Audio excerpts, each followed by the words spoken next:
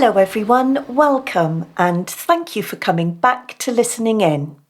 The National Counselling and Psychotherapy Society podcast. In this series, we want to give you the opportunity to listen in to some of the conversations that we're lucky enough to have every day. That is, with a variety of people and organisations all working in the field of mental health and well-being. In this episode, we are joined by Stuart Watson, music therapist and clinical lead of Melody, one of the leading music therapy providers in Northern Ireland. And what an uplifting and fascinating conversation we had. Stuart explains that from the cradle to the grave, music therapy can support people in a way that talking therapy is not always able. It can create bonds between parent and infant. It can connect in a unique way with non-verbal people. It can offer comfort to people with dementia or to those at the end of their lives, using the power of music and the framework of psychodynamic principles underpinning the work. Music is its own language through which we can communicate, understand each other, and build relationships upon. Stuart says it conveys the message, I hear you. I hear you, and I'm here for you. And of course, this is the most powerful message of all between people, regardless how it's conveyed.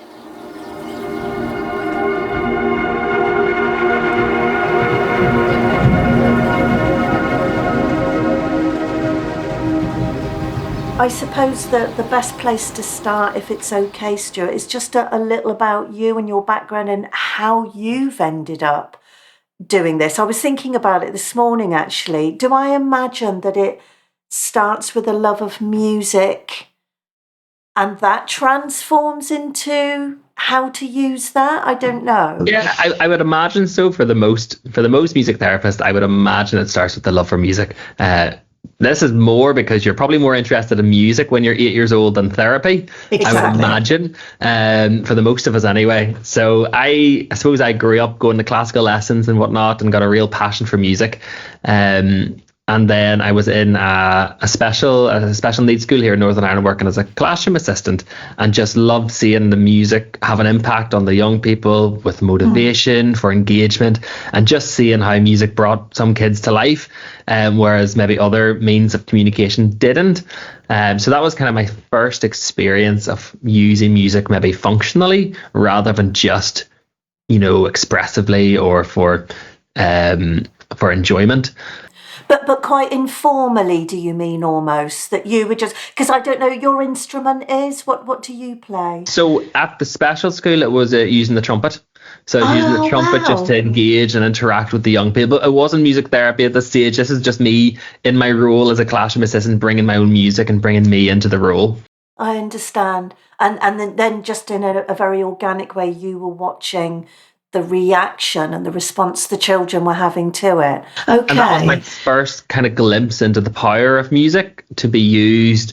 I didn't know the words, but clinically, I suppose, or to be used functionally or to be used with purpose back then. But it wasn't until I went to America, I had my own wee healing journey where I had a lot just to process myself. I had to take myself out of the country to do that. And that's where my love of therapy kind of grew as I got to know who I am, explore my own little children and let them speak. And then when I came back from 2 years in America, that's when, I remember seeing a music therapist before and it just clicked, music and therapy. Let's do this. Let's put this together. And that started me on my road then to training in music therapy. So yes, for me, the music came first and then the therapy and the understanding and the passion for therapy and seeing the power of it and kind of just seeing you become who you're supposed to be through doing a little bit of work on yourself. I fell in love with that idea. What a lovely way to put it. And actually, I know we will come on in a moment to probably sort of talking then about the differences between talking therapy, as I and many of the people that listen to us will be familiar with, and obviously music therapy. But interestingly, that's quite a common link, I think, that many of us that train as therapists will often come to do that as a result of our own experiences as clients ourselves. You hear it over and over again, what made you decide to train? What made you decide to become a counsellor, a psychotherapist? And it will be, well, we were sat on the other side and experienced how transformative it can be. So clearly that was really a similar experience with you. Absolutely, just seeing the impact. I suppose for me, it started just with journaling, and then that led to deeper questions. And as I got to know myself more, there was things I just couldn't piece together. So that's when I went to formal therapy, psychotherapy, and then just really went on a whole journey then that brought me to this place of, yes, this is something that I need more of in my life, and also I want to bring to other people and to support them.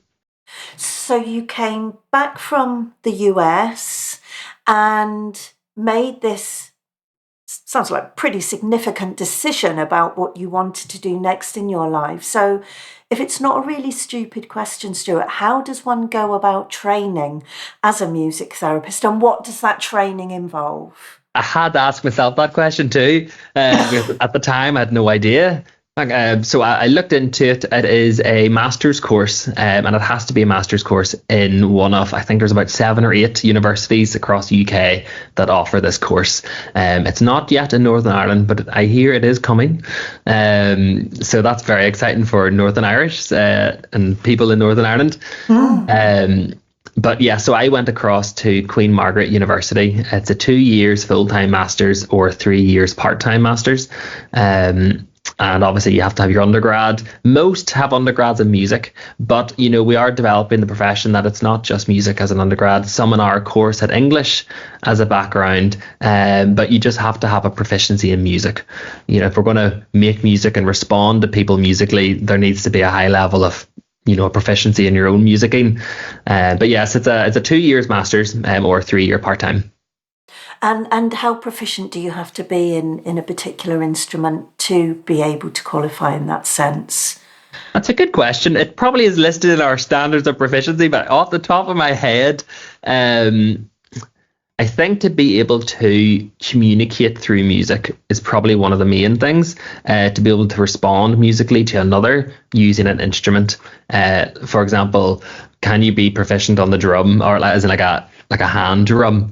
It's just using it improvisationally to respond to another person or to communicate your own emotions. Obviously, the greater the proficiency you have on, let's say, the piano, the more creative you're going to be able to do with your expression, and the more responsive you'll be, or you'll be able to receive what someone is bringing in a session and replay that to them more accurately or expressionally on an instrument if you have a higher proficiency in it. So yes, the greater the proficiency, the more, I would say, the more easier it is to communicate. But it's, there still has to, it's not like we require gradient. Now some universities might, but it's not across the board. That's so interesting. I really understand what you mean by that, in terms of the more proficient you are, the more then you can step out of those, for want of a better word, rules and boundaries and formats, and just start bringing in that creativity. And I suppose a word I imagine in music therapy, as much as it is in talking therapy, is that empathy, isn't it? That responsiveness to somebody else's emotional world, and then being able to react to that with an instrument. That's so interesting. Yeah, absolutely. It's you can play a piece 50 different ways, but it's the same music.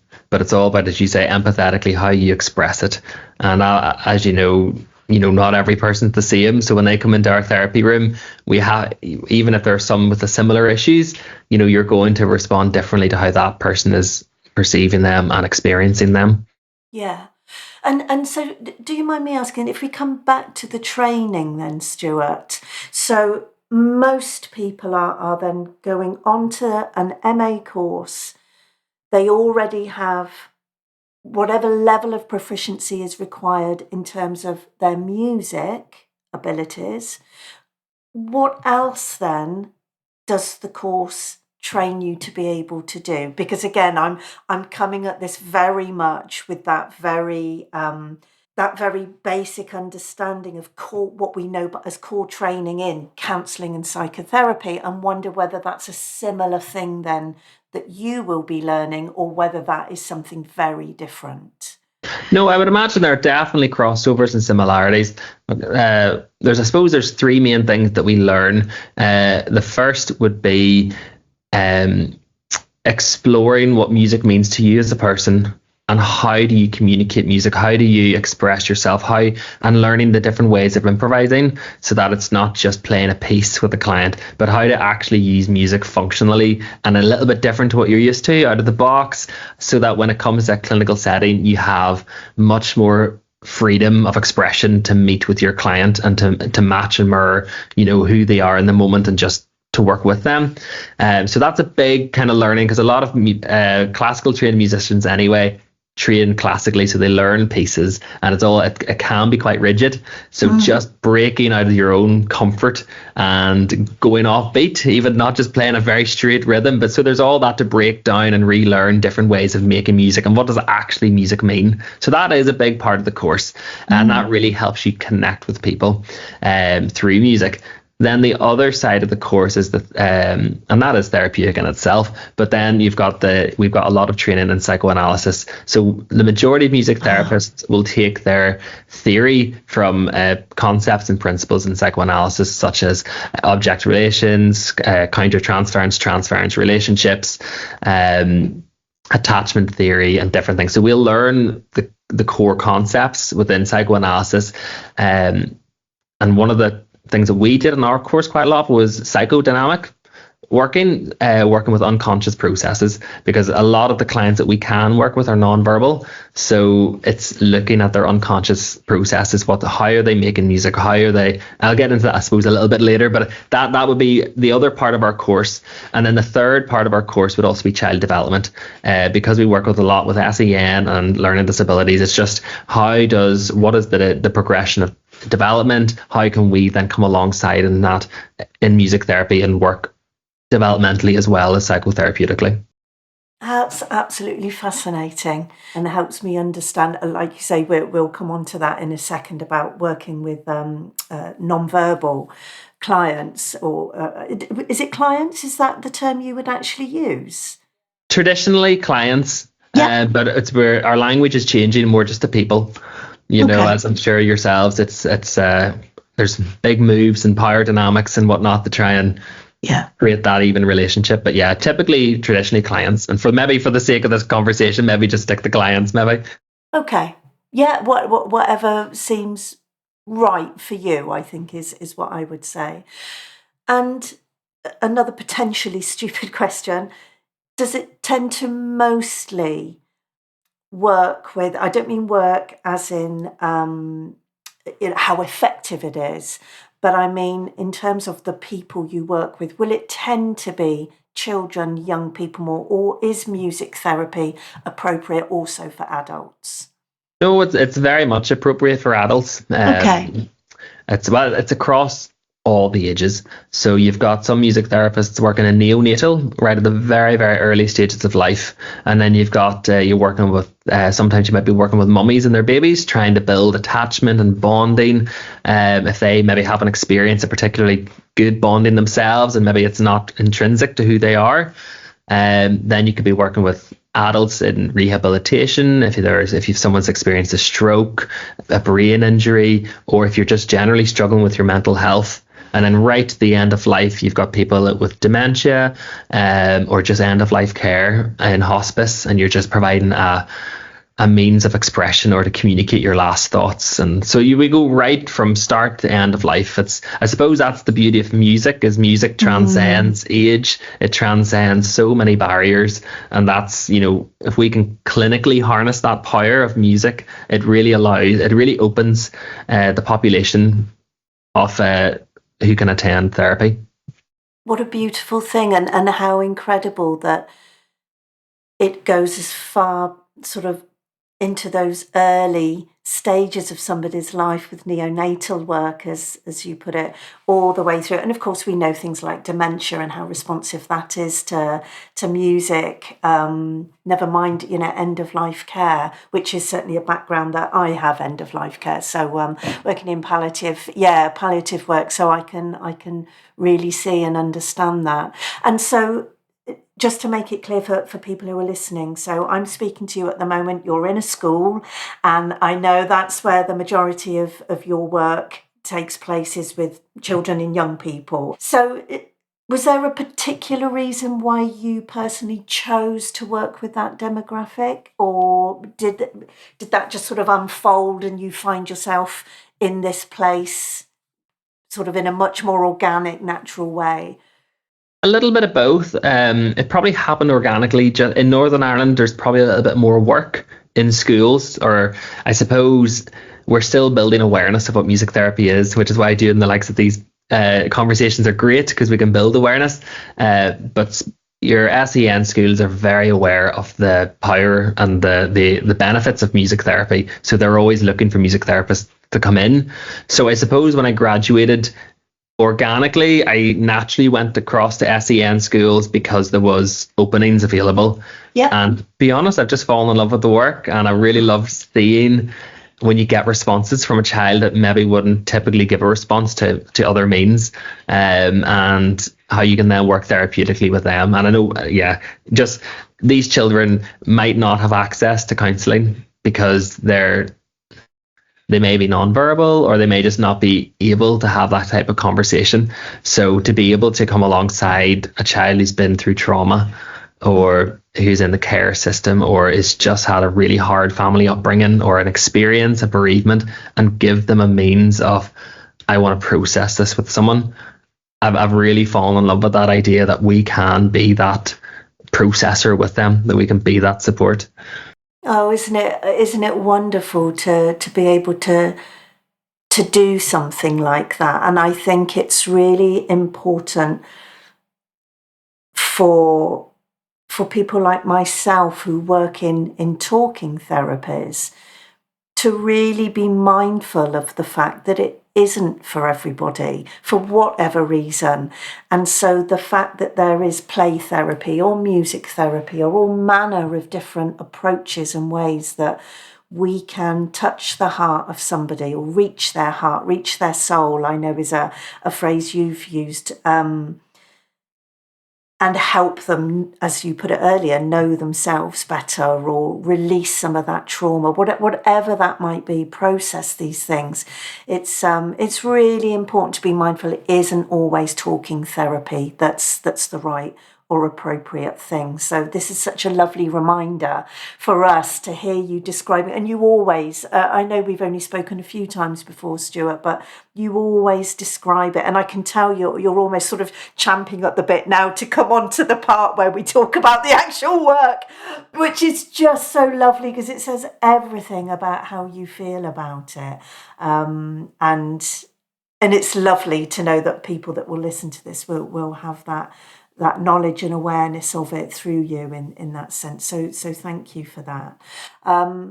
So I'm gonna ask you one more question, and then I promise you we'll come on to the sort of the actual work side of it, the day in the life of you as a music therapist. But it's really important for us to acknowledge that I've met you. I know you because you work for Make a Melody, which offers music therapy in Northern Ireland. So is it okay to just check and ask a little bit about what Make a Melody is, how that came about, and exactly what Make a Melody does? Yeah, absolutely. So I've always been a businessman. I've always had my own business from a young age. It started with eggs, selling chicken eggs that I had 50p a box.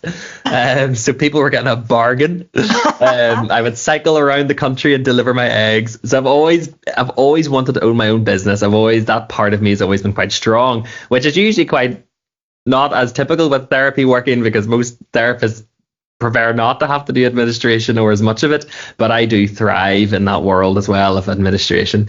So whenever I graduated, I did work for a little bit employed, but my heart was just, I want to start my own business and just, or like create something. So that's where Make a Melody. It was established in 2021, and it was just myself. And very slowly for the first 2 years, we just grew our numbers. And right now we have 13 on staff. There's 5 music therapists, 2 art therapists, and the rest are counsellors. So there's actually a lovely team now that we've created, and it's lovely because we all come from different backgrounds. We have different specialities, different ways of working. So team meetings are lovely actually when we get together, because we have all coming from very different angles. That's extraordinary. Very conscious that that's going through the pandemic as well. And you've grown so much in that time. And of course, I know that the reason we met is because you then won the contract through the Education Authority of Northern Ireland to provide therapy in schools. So you've done something extraordinary in a relatively short amount of time. Do you know what it's... Whenever you just go from you to another person, you very quickly realize that you do not have policies in place. So it's been an awful lot of work whenever we just expanded that took that big step and expanded, because if you have 1,000 people or 1 people working in a company, it's the same policies. You still need to have your safeguards in place. And what happens if a child is self-harming, what's the policy, what's the thoughts to protect the child, to protect you as a member of the team, to protect everyone in that situation. So yeah. It's been a lot of work, but I've loved it. I really have loved it, but I'm ready to expand maybe the administrative team as well. So it's not just myself and my wife working in the evenings away at the laptops. I was just going to say, well, it's a good job you clearly love the admin side of things. Which, like you say, many of us don't. The whole job in itself at the moment. Oh, well, it's amazing that's where you've come from, eggs all the way through to starting your own business and now surrounded by this wonderful team. So I feel like I probably am just going to ask one question and then I'm just going to sit back and just let you roll with it, because I've got a funny feeling that's what might happen. Is there any way you can help us understand, whether that's what a day in the life of a music therapist might look like, or perhaps just painting a picture of if we were a fly on the wall looking in on a music therapy session, how that might start, with of course that understanding that's going to, every single session's going to be different depending on who you're working with, but any way you can give us a sense of what actually happens, and I suppose perhaps even what you're hoping to happen. Yes. Gosh, it's one of those questions. Where do you even begin? Honestly, anywhere. I'm going to just let you roll with it. I'll share, yeah. I suppose with music therapy, as with talking therapies too, it's going to look very different with the person that's in front of you. And I suppose that's even maybe more with music therapy because we have such a diverse range of people that we work with. So if you have a mummy and her baby in front of you, that's going to look very different if you have a 12-year-old young person with ASD and ADHD. It might be different than if you've got a 17-year-old neurotypical young person who is struggling with anxiety and image and identity. To then all the way forward to if you have a 48-year-old who's in rehabilitation from having a stroke, so it's going to look very different. But one of the main elements that kind of goes across the board is a musical term called improvisation. Mm-hmm. Improvisation, it's kind of, we use it in every other language as well, but in music it just means something that has not been created before, and it's created in the here and now. And that's a big phrase that we use in counselling and therapy, is the here and now, that you're present with your client, with the person in front of you, and you improvise together. So whenever a person walks into our therapy room, And I suppose to describe improvisation is the lovely thing about music, that it's, the person doesn't need to have musical abilities. So that's why we'll typically have, depending on their age and where they're at, we'll have a range of instruments accessible to them. So I'll maybe better use an example actually of my own work. So let's just take a child who lives with autism that comes into a session. So I'm not expecting them to learn the piano or learn an instrument, but they'll come in, and just through the process of being with and observing, I'll get a really good feel. And just as we talked about earlier, that empathy, I'll get a good feel of where that person is in that day. If this child, let's say, is non-verbal, so they can't tell me how they're doing, they can't talk to me about their week, all they can show me is who they are in that moment and how they're responding. I like to describe musical improvisation as, if you have a good friend and you walk into their house and you see them sitting on a sofa, and if they're having a bad day, they are sitting there, my arms might be folded, their body language is down, there's an energy in the room of just lowness, and if you're empathetic and connected, you'll feel that immediately. And when you approach them, everything about your body language will begin to morph into maybe a resemblance of theirs. And that's a kind of, I'm coming to you, I'm coming to be with you, and I'm going to sit here with you in the here and now in what you're experiencing. Your tone of voice will change. You'll be like, how are you? Whereas if you don't maybe pick up on all those very, very subtle cues, you'll come in, you're like, hello, and you'll be, clapping your hands and whatever, and you'll instantly get this guard. Normally speaking, the person will just, I can't even be in the same room as you right now.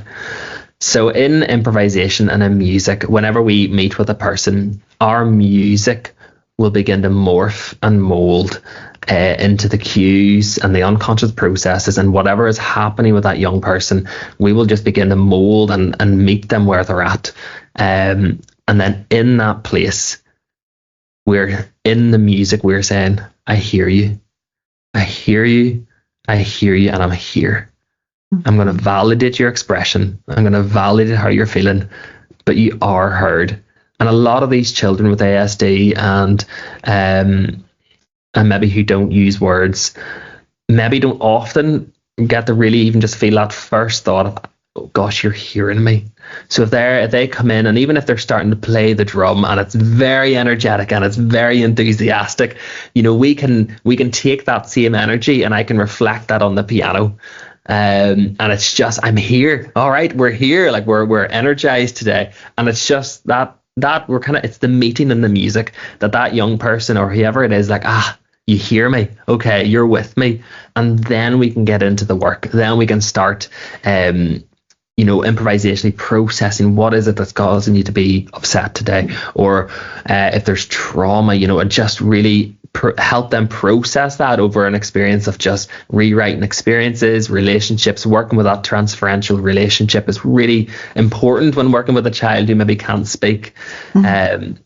And that's where, I know it's a little bit off, but we get supervision, as do yourselves, I'm sure, every month, just to talk through that relationship, what's happening in the relationship, because a lot of it happens in the music, but it's also in that transferential relationship with the person.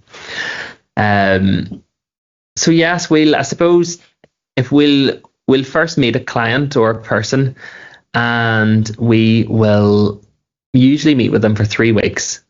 And then we'll begin to create our goals and objectives. For those who are able to speak and communicate through words, they'll create the goals with us. So for example, if it is a rehabilitation, it might just be to purely developmentally use music and rhythm to help develop your walking again, or to develop your gross motor function. Again, that'll be more a goal that you'll agree together. If there is someone who is processing their mental health, again, it could just be as simple and as broad as we're going to talk about our emotions, or we're going to help process these inner turmoils that are happening. And Or if you're in an SEN school, sometimes it might just be developmentally. We want to work on communication skills. We want to work on gross motor skills, fine motor skills, even just building attention spans so that they're longer than just 4 seconds at one activity, but just expanding that to maybe 30 seconds, or to build it up even to 2 or 3 minutes where they can attend to an activity and their heads just aren't racing all the time. So after about 3 weeks, that's when we'll typically think about our goals and objectives for the sessions, and then we will meet then continuously for about another. The average length of session is about 13 weeks in total.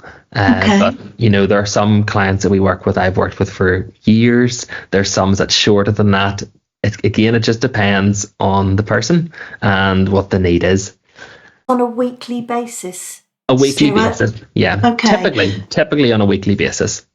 And again, the length of how long you spend on each of those weekly sessions with a person will depend very much on how they are, how they're feeling that given day, their attention span. I'm imagining it's not set in stone that it's 50 minutes or whatever that might be. That's it. Yeah, okay. We typically allow 50 minutes, do the clinical hour we talk about. Oh, okay, yeah. But so it's usually we do, just because in order to structure your day, we do allow the clinical hour. But, for some children, it might be 15 minutes. Yeah. And that's just they're ready to leave, and if we were to encourage them to stay, it would actually be disruptive to them. Exactly.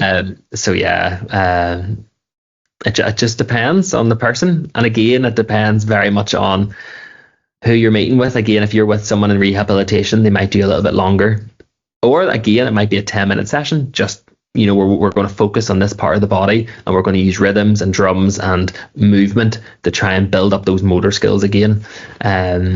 Or if you're with someone with dementia, 30 minutes is usually the what's the word? Anyway, the kind of 30 minutes is as much as they are able to kind of be attend for. Yeah. So yeah, it's just different for everyone. But yeah, we typically allow an hour for each, session. Okay. And then allows us time to do our notes and clinical write-up. Just like yourselves, we'll have to create a record of everything and have a clinical record of it. Otherwise, HCPC will be after us. But it's so good, isn't it, for us as well as practitioners regarding what therapeutic approach we're using, our own processing, our own reflections too, isn't it, in those notes, I think. So I've got so many questions that I wouldn't even barely know where to start. Could we just come back to, let's say you're working with somebody who is non-verbal. I love the way you describe that first meeting, and I really understand that sense of meeting somebody where they are at and mirroring that with them and creating that relationship. If somebody in that sense is non-verbal, I'm used to interpreting somebody's language, whether they are explicit in what they are saying, whether they are implicit. And of course, we're used to sort of translating in a way silences too, aren't we? I'm a firm believer there's even different types of silence, if that makes sense. So is it similar for you that when you meet that person, albeit they are non-verbal, that you are attempting in some sense to interpret what's going on for them? Am I making any sense in that question? Yeah, and that's exactly what we do, because it always has to be an interpretation, because they can never verbally confirm it, and even if they could verbally confirm it, we're always even interpreting our own selves. But yes, I suppose that's where the psychodynamic theory would come in, and the theories of psychoanalysis. We will be observing, and I suppose we're always asking questions. We're always internally asking questions as for example, what instrument did they pick up? Was it a large one that maybe showcases potential confidence, or is it a quiet instrument that won't even be barely heard? Then how do they play it? Do they play it aggressively, loudly, forcefully? Do they pick it up for 30 seconds, 10 seconds, and fleet to another one? Or do they play it, with more expression? You're always just asking these questions of what does that mean, or what can that mean about their unconscious processes? What can that mean internally about their inner world and how they view the world? How does this person interact with me? Are they aware that I'm in the room? Are they seeking to initiate an interaction with me? Are they seeking to make music with me? And then when we do make music, it's about how is their music connected to mine? How is my music connected to theirs? Are they aware that our music is connected? For example, even just leading and following, do they lead in the music? And if they lead in the music, it could showcase a whole range of things, but can they follow as well? If I was to do a little motif, would they follow that? Would they pick up on that I've said something in the music and they've heard it? Would they pick that up? Because that talks about forms of empathy and that awareness of another person, and just the desire to listen, that, oh, you have something worthwhile to say. I actually also have something worthwhile to say, and in the music we're listening to each other and making room for each other in the music, and then also, with the likes of attachment, how is that child? Do they see me as a secure base? Do they see me as someone, as a person of safety, or are they very much keeping themselves and their music to themselves? That it's this insecure attachment to me. Oh no, Vis, you're not safe. Or is it they'll come in real close and we'll make music and it'll just be a real back off? It's just, we're always asking questions and interpreting, the position they are in the room, the instruments they use, how they interact with the instruments, and then how do they interact with the therapist themselves. And those are all the questions that we're asking while casually trying to make music with them and draw them into a musical space. And that's very much with a non-verbal child. Like, for example, we were working with a child the other day.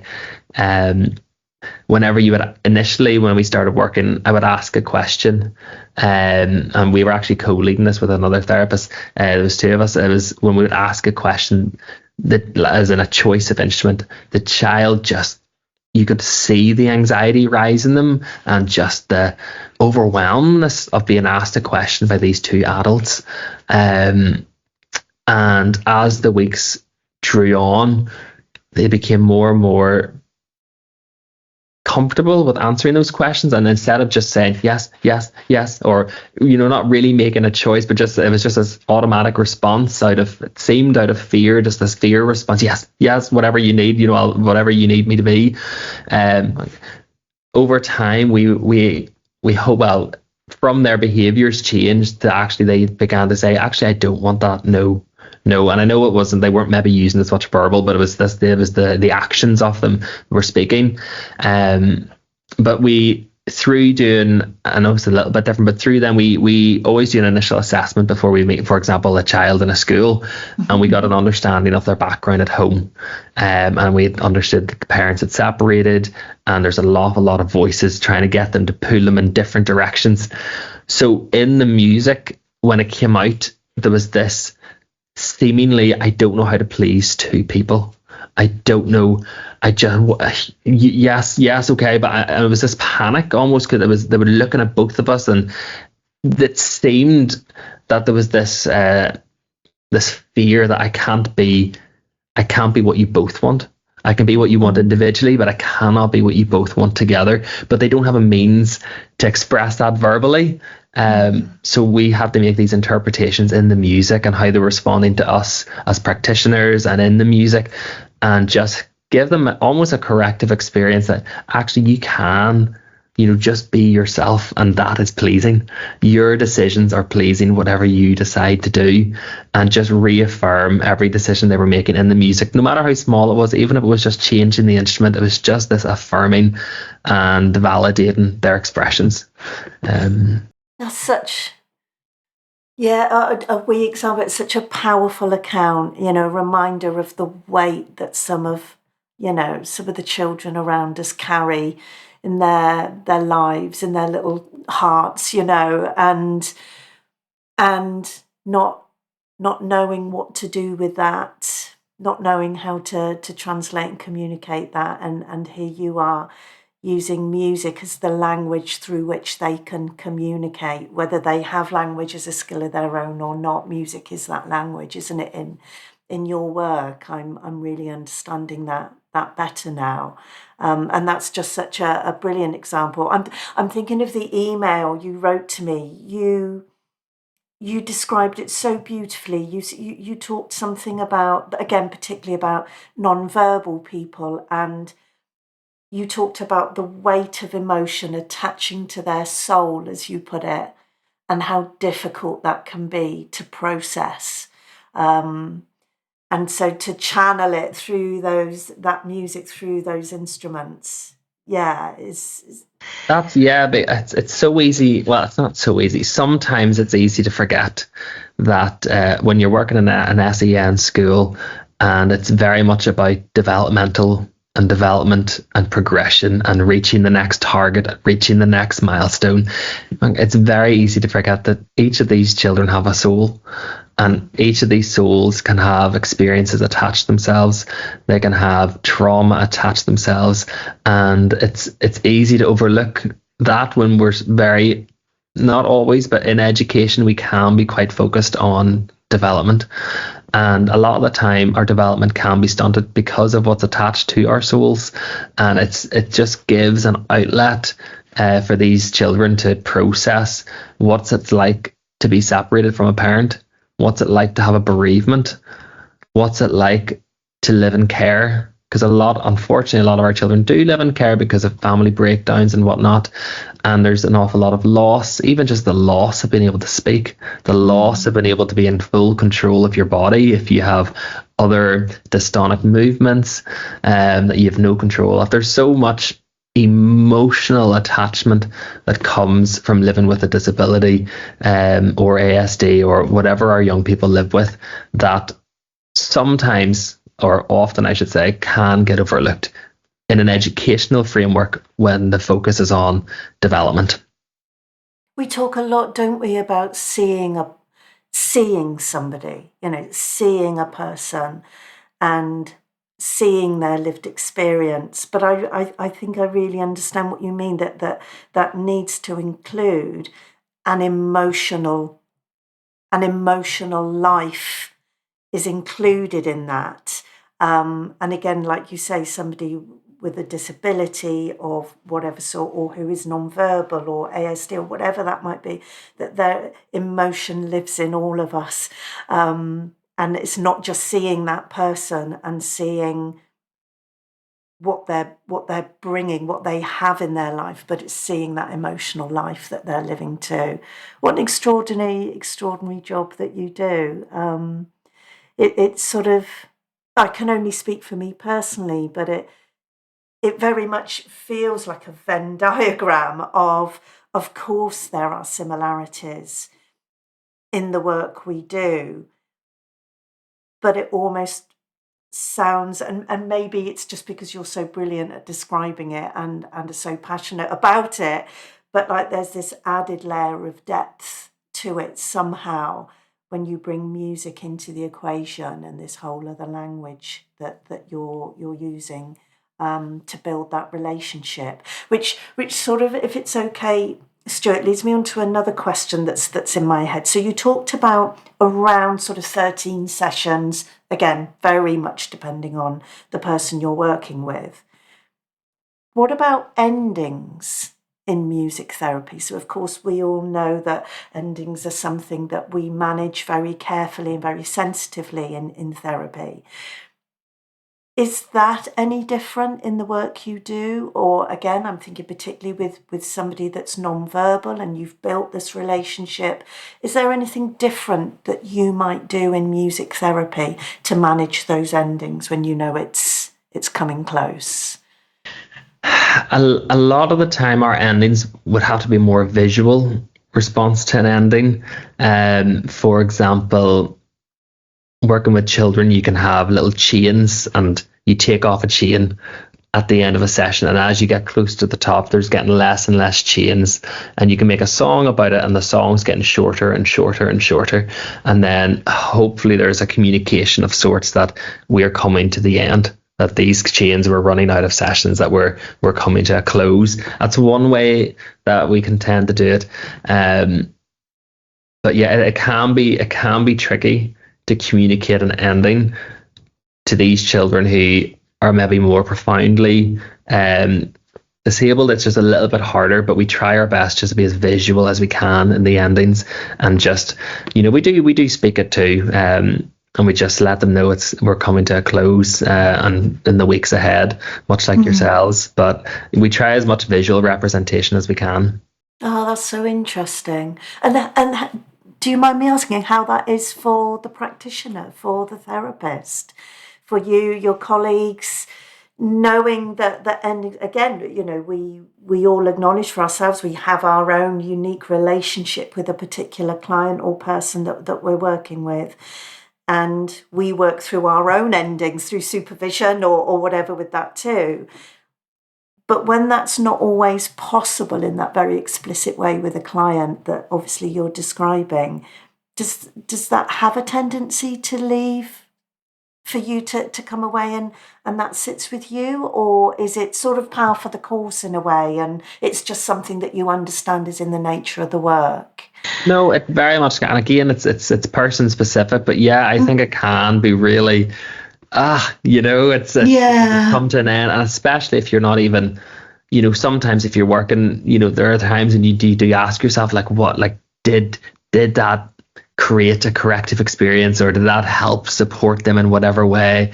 Did it, and you're left with these questions, like, I suppose in a lot of times, with all of us, we're just left questioning. But especially if it's a child that maybe doesn't fully maybe grasp the ending. And so sometimes if I'm in a school, I might even pop in and say just a wee hello, just to say I'm still here, and about, and there's no reason why they can't be re-referred or whatever, but just to kind of keep the relationship going, but in a very different context now.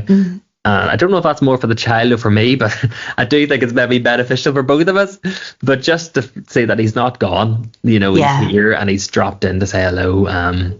So no, I wouldn't do that with all the people that I work with, but just for those that I feel it's appropriate with. Yeah, I understand. And there are families involved in the process too, Stuart? So some of our work can be helping mummies and daddies show them different ways of communicating with their child. So mummies and daddies maybe who have a non-verbal child, for example, may be a little bit at a loss for different ways to interact. It's maybe more of on a screen or more of on a flashy toy, but just using very, very basic principles of body movement, voice, singing, and in like just being that mirror to your child, that they can see you, that oh, you see me, and they can communicate that way. So we would do a lot of work with parents in that regard. And then also if there's been a bereavement in the family, or if there's other things, there are times when families want to come together. And so we've talked an awful lot about improvising, which would be to me at the core of music therapy, but there is also songwriting. So that's one of the things we can do for children who maybe do talk, or for adults who want to explore through songwriting. It's a little bit more maybe accessible than just picking up an instrument and playing, is to write a song together. It could be writing about a loved one, it could be writing about an experience, it could be storytelling and role play. And again, we'll be looking at all the unconscious processes of why did you choose that story.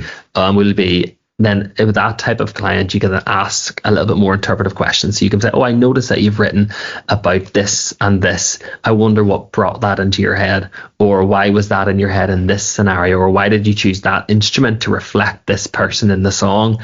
So you're using, again, it's centered on the music, but you're always asking those questions. There's a few other things there. I suppose there's four. They talk about four main interventions, and I've talked about improvisation a lot. Songwriting would be the other one that we do, and then there's music it's receptive music. So it might be listening to music, listening to songs. Imagine a 17-year-old lad who comes to a therapy session. He might not want to pick up a drum or a maraca, but he might actually be like, actually, I was listening to Meatloaf this week, or I was listening to this. And, it's a way of just building conversation. Like, well, tell me, what are you listening to there? If you had to pick a song right now, what would it be? And then they'll maybe select a song, we listen to it, and then we just ask questions just to get to know a little bit more about them. So what brought that song to your head?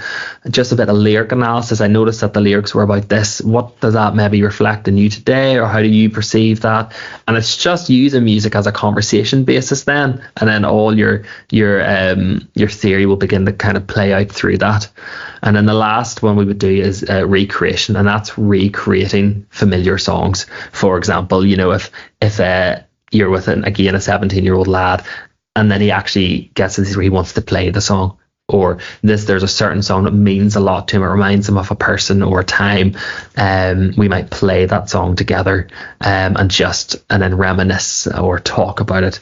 It's using music as a tool, but having that very therapeutic understanding that everything that comes into the music and out of the music, there's an awful lot. Music can bypass a lot of our defenses, and a person might just be picking a song, but when you begin to unpick those unconscious processes and get them to think, why did I choose that song? What about it? Why did I want to do that? Or why did I pick a drum and play it that way quite aggressively when I was role playing this person in my life? And you're just really supporting them to look at their own, I suppose, behavioral outputs and see what's on the inside driving that. What are my motivational drives that is pushing all of these faucets? So music, it's a tool. We would call music very much our tool and what we work with, but it's surrounded in that theory of psychoanalysis. And maybe I'm just wondering, you're making me reflect on something I said earlier, and I talked about how listening to you, I get a sense of, I shouldn't say more depth really, but a different level that you're reaching perhaps in somebody. And I suppose, again, it just comes back to perhaps what music is. I think most of us, regardless how much we may or may not be into music, will understand that there are tunes we put on when we're happy, and there were tunes we'll put on when we want a bit of a cry, and there were tunes that remind us of certain times of our lives, and sometimes we'll want to listen to those a lot, and sometimes we don't want to hear those because of the triggering effects on it. So even on a really basic level like that, I think most of us can understand how music connects us to a part of ourselves. And for you to be using that as a tool and exploring all of that meaning and all of that, psychoanalytic, psychodynamic approach to music in that sense, it's just fascinating. I could ask you questions for hours. I've barely scratched the surface, and I'm sure you barely feel the same. But you've done, like, you've described it so brilliantly, Stuart. Thank you so much for opening that up for those of us that might be unfamiliar with it.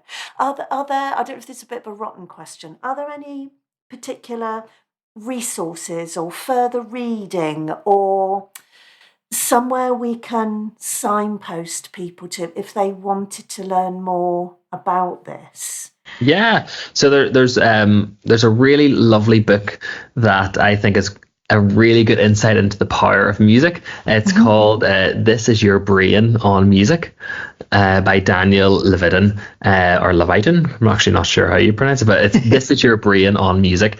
And it really just looks into how music affects your brain, how music affects your emotions, and how it even affects your personality, and just how music is so intertwined with you as a person. So it's not necessarily from a clinical perspective, but it just gets even questions asking yourself, like, oh, what music am I listening to? How is it affecting me? Or what's the drive? Or how is it linked to my own emotional capacity right now? Just as you were saying there about how we use music therapeutically all the time without even realizing it. But it just goes he takes it a little bit further and says it actually impacts your personality, it impacts your brain, and it's all intertwined. So it's a really, really fascinating read, just as a general read, never mind from a therapeutic clinical side. Yeah, brilliant.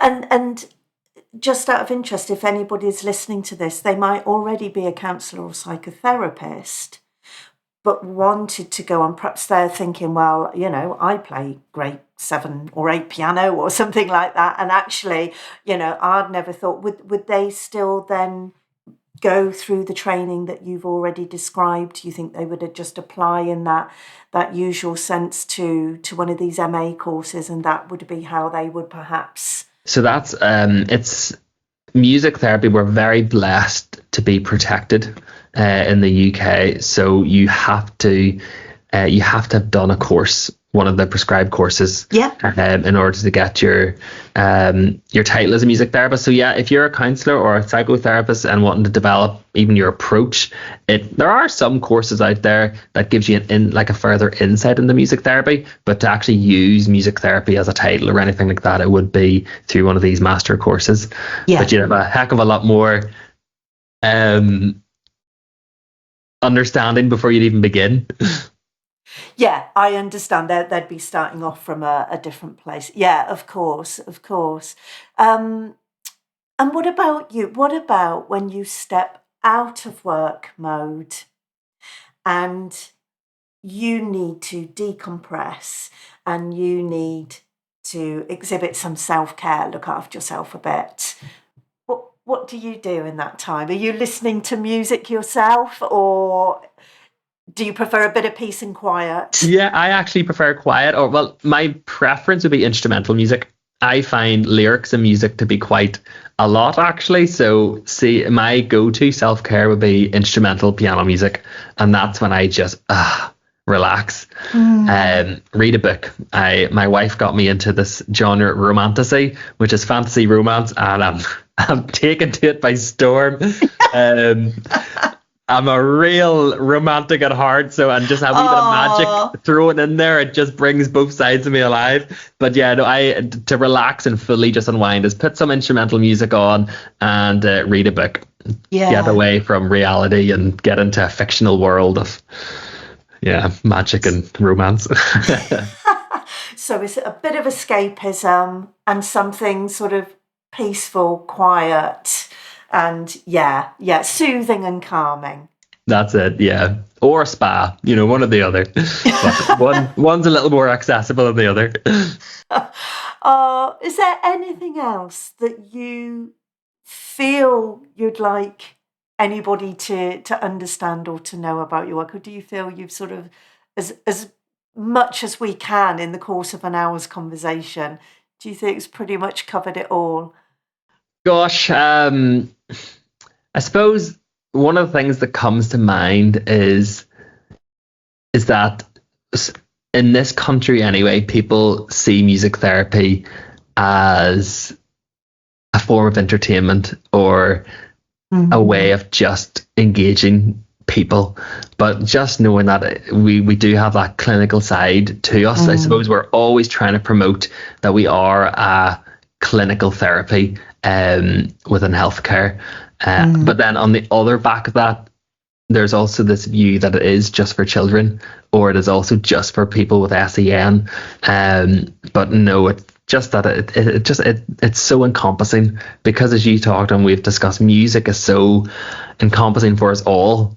It allows really all to come and to take part. So I suppose that would be the only thing. But yeah, no, I think we'd probably need another hour or two to really get into other depths of it. But we'll have to have a follow-up episode or something at some point. But honestly, it's a really good point, and I if it's of any reassurance, I think you have got that across really well. That at the heart of all this, there is sound therapy and therapeutic knowledge that is being used, but again, that music is the tool, is the conduit through which you are building a relationship and you are understanding somebody else's emotional life. So, I think you've got that across beautifully. I think if anybody's listened to this and come out of it thinking it's just like you say, a form of entertainment, then they've clearly not been listening properly. But thank you so much for that. And I know you've taken your lunch hour out, bless you, to do this. So I really appreciate that, Stuart. So I will let you get back on with your day.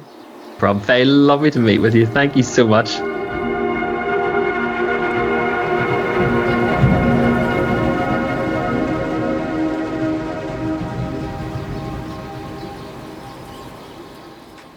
Thank you to Stuart for joining me today, and thank you for listening in. If you would like to explore more about music therapy and the work of Stuart and his colleagues at Make a Melody, links are provided in the show notes below. This podcast is brought to you by the National Counselling and Psychotherapy Society, a professional home for counsellors, psychotherapists, and over 120 wellbeing organisations across the UK. Autonomy, diversity, creativity and community are at the heart of what we do. We are creating a positive space for conversations with people who share common beliefs and goals, because together our voice is louder. If you would like to know more about the NCPS, please visit www.ncps.com for more information. And please remember to follow and subscribe so you're always part of the conversation.